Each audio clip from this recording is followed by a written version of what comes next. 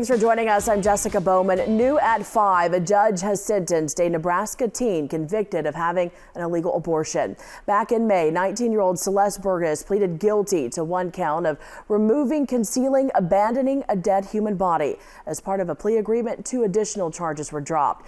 Today, a judge sentenced Burgess to 90 days in the Madison County Jail. That will be followed by 2 years of probation.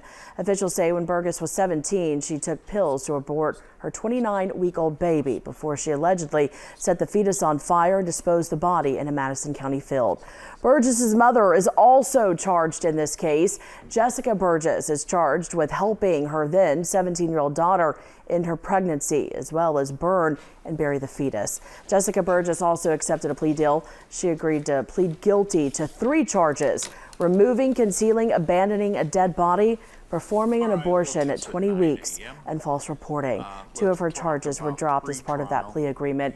Jessica Burgess is scheduled to be sentenced September 22nd in Madison County, Nebraska.